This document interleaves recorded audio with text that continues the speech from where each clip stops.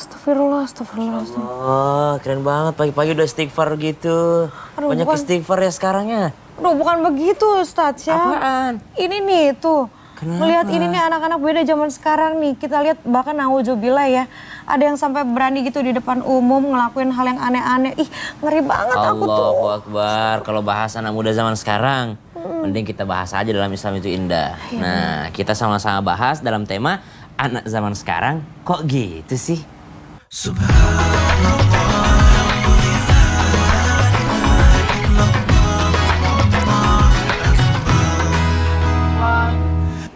Assalamualaikum warahmatullahi wabarakatuh. Jamaah. Oh, jamaah. Alhamdulillah. Allahumma sholli ala Sayyidina Muhammad wa ala ali Sayyidina Muhammad. Jamaah yang pada memiliki anak remaja pasti suka banget heran dan pusing karena anak zaman sekarang itu tuh pusing banget kalau kita kasih tahu tuh suka rewel sendiri. Kalau kita udah kasih tahu suka kayak ngebantah. Nah, itu tuh bagaimana tuh? Nah, ini tuh pas banget sama tema hari ini. Anak zaman sekarang kok gitu sih? Nah, kita lihat dulu nih fit yang berikut ini. Aduh, ngeri ya. Aduh, Ustadz Syam. Kan katanya ya orang tua harus mendidik anak sesuai zamannya. Ah, betul. Nah, tapi dalam Islam bagaimana cara orang tua bisa mendidik anak sesuai dengan zamannya? Apa orang tua harus kita bergaul sama anak-anak atau seperti apa tuh Ustadz Syam? Baik, bismillahirrahmanirrahim. Tabe guruku Habib Ismail, Ustadz Maulana, Natali serta guru-guru kami yang dimuliakan Allah Subhanahu wa taala. Alhamdulillahirabbil alamin wassalatu wassalamu ala asyrafil anbiya'i wal mursalin sayyidina Muhammadin wa ala alihi wa sahbihi ajma'in. Asbahna wa asbahal mulku lillahi rabbil alamin subhanak la ilma lana illa ma 'allamtana innaka antal alimul hakim. Rabbi shrah li sadri wa yassir li amri wa hlul 'uqdatam min lisani yafqahu qawli waj'al li wazira min ahli amin amin amin ya rabbal alamin. Bagaimana seorang orang tua bisa mendidik anak sesuai dengan zamannya? Apakah orang tua perlu untuk terjun ke dalam dunia anak ataupun dunia remaja atau seperti apa? Maka Nabi Shallallahu Alaihi Wasallam mengingatkan kepada kita semua dalam sebuah riwayat bahwasanya berdakwahlah sesuai dengan bahasa kaummu. Artinya berdakwah kita sesuai dengan bahasanya anak muda misalnya, atau orang tua berbahasa mengingatkan sesuai dengan bahasanya anak.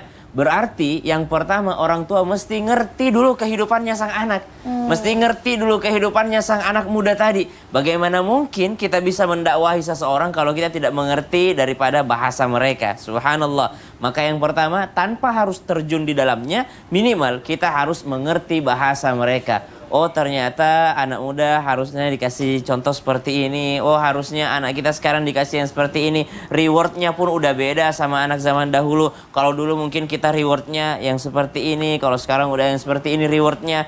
Punishmentnya dulu zaman dahulu seperti ini, tapi punishmentnya zaman sekarang seperti ini. Maka subhanallah, berdakwah sesuai dengan bahasa mereka atau sesuai dengan kaum mereka. Itu yang pertama.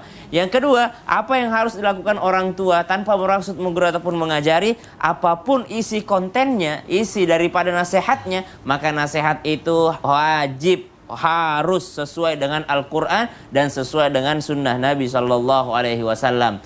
Maka sebagus apapun nasihat itu, kalau tidak sesuai dengan Al-Quran maka tidak boleh. Seindah apapun nasihat itu, misalnya nasihatnya sesuai dengan adat istiadat daerah mana, tapi ternyata bertentangan nih dengan syariat Islam, maka tidak boleh juga orang tua mendakwahi sesuatu yang bertentangan dengan syariat Islam.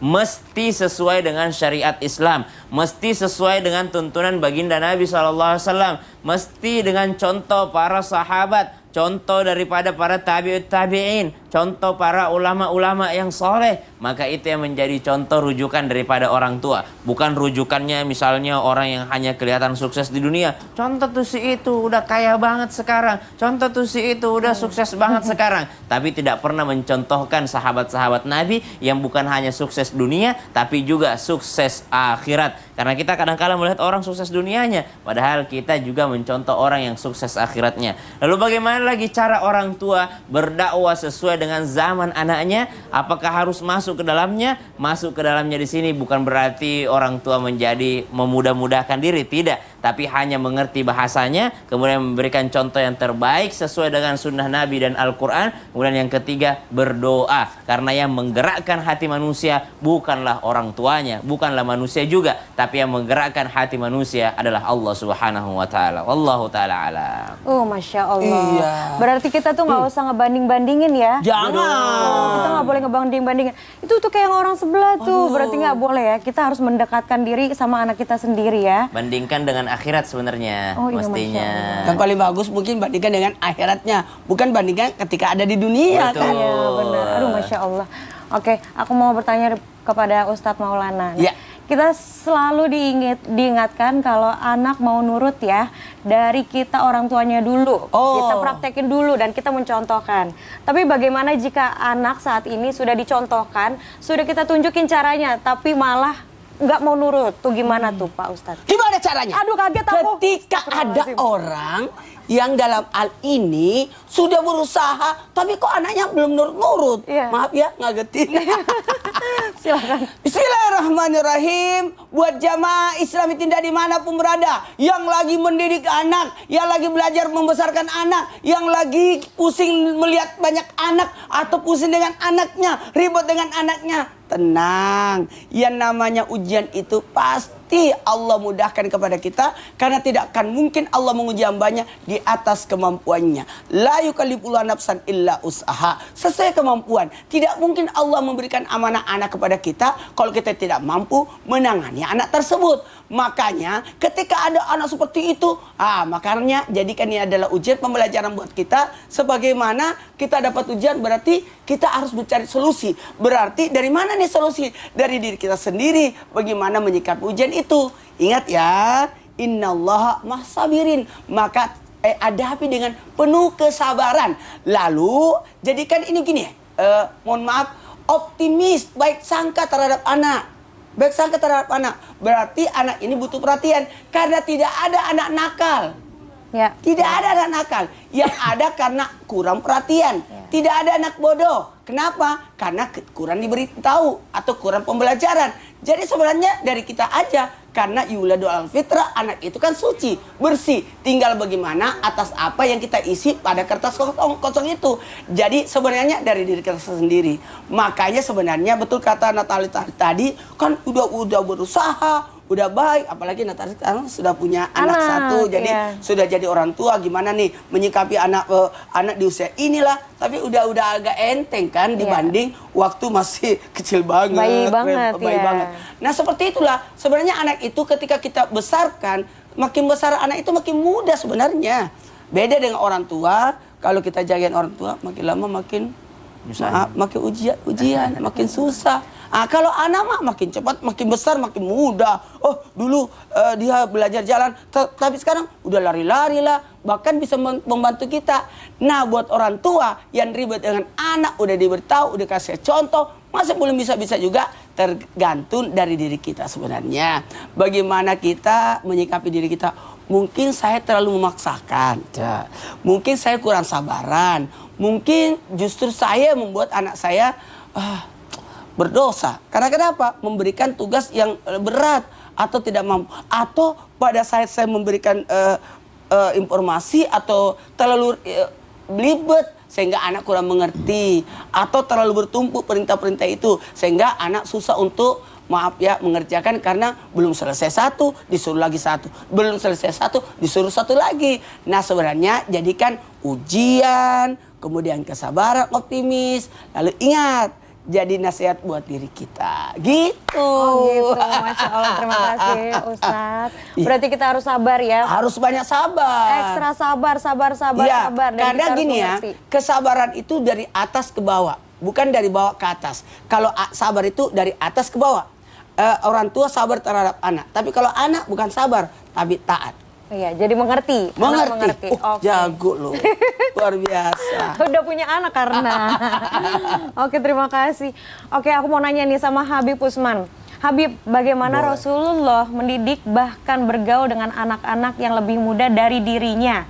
Apakah Rasul menutup diri, apa malah Rasul beradaptasi cara bergaul dengan anak yang lebih muda pada dirinya? Bagaimana Ustaz? Ya, Akhwan Natali, Ustaz Maulana, Ustaz Syam. Bismillahirrahmanirrahim. Assalamualaikum warahmatullahi wabarakatuh. Waalaikumsalam warahmatullahi wabarakatuh. Alhamdulillahil wahidil ahad. Alladzi lam yalid wa lam yulad wa lam yakul lahu kufuwan ahad. Laisa kamitsli syai'un wa huwas samiul basir. Summa wa shalli wa sallim wa barik ala sayyidina wa habibina wa syafi'ina wa maulana Muhammadin sallallahu alaihi wasallam wa sahbihi wa azwajihi wa dzurriyyatihi wa ahlul baiti ansari wa sahari ma ba'du. Segala puji bagi Allah Subhanahu wa taala yang telah memberikan kita nikmat iman, nikmat sehat walafiat. Ya alhamdulillah, pada pagi hari ini kita dapat menyaksikan Islam itu indah. Insyaallah kita mendapatkan ilmu yang bermanfaat dari guru-guru kita, bisa diamalkan untuk dirinya, suaminya, istrinya, anak-anaknya. Insyaallah penuh dengan keberkahan dan keridhaan Allah Subhanahu wa taala. Amin. Amin ya Allah ya rabbal alamin.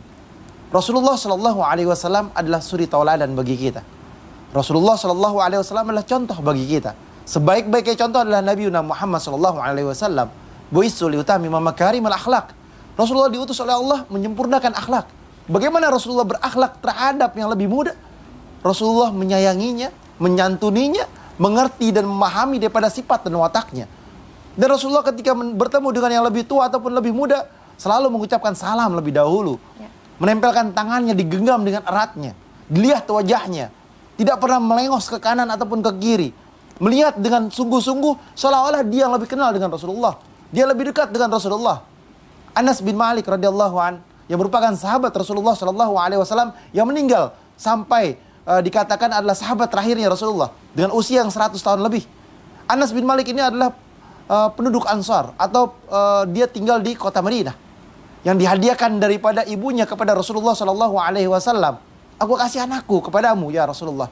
Bagaimana Rasulullah mendidik Anas bin Malik menjadi seorang anak yang kuat, yang tangguh, yang hebat, yang anaknya banyak, yang kaya raya, hartanya banyak, dan juga mempunyai akhlak yang baik, dan bahkan banyak hadis-hadis yang diriwayatkan dari Anas bin Malik radhiyallahu anhu. Rasulullah sallallahu alaihi wasallam ketika menyuruh Anas bin Malik disuruh, maka Anas tidak melakukannya. Sampai ke Rasulullah ketemu di pasar, dipegang lehernya. Ya Anas, kerjakanlah apa yang harus dikerjakan. Ini Anas bin Malik disentuh dengan Rasulullah dengan sentuhan hatinya. Bahkan Anas menjelaskan, aku tidak pernah dimarahi Rasulullah, aku tidak pernah dibentak oleh Rasulullah, aku tidak pernah dicaci ataupun dimaki oleh Rasulullah, aku tidak pernah diapa lagi, tidak pernah berlaku kasar kepadaku Nabi Muhammad sallallahu alaihi wasallam. Itu Rasulullah, itu Nabi Muhammad. Kalau kita salah dikit, kan itu wajar, emosional, kita bukan Nabi Muhammad. Tapi Rasulullah berakhlak dengan akhlakul karimah. Subhanallah. Masya Allah. Oh, gimana ya? Pusing nih. Jalan. Kenapa sih? Gimana ya? Gimana apa sih? Gimana dong? Kita kan masih syuting. Masa ditinggal? Kenapa? Ini gimana kalau misalkan anak aku nanti kalau udah gede nanti, aduh aku nggak mau deh.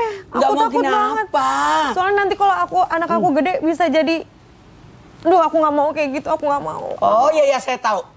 Pasti pusing dengan mendidik anak, jangan sampai terpengaruh pergaulan bebas. Iya, aduh aku takut Gini, banget. ada caranya. Gimana Sini, caranya? sini. Caranya, jangan kemana-mana. Kita akan bahas setelah yang satu ini. Jamaah, oh jamaah. Alhamdulillah. Mantap.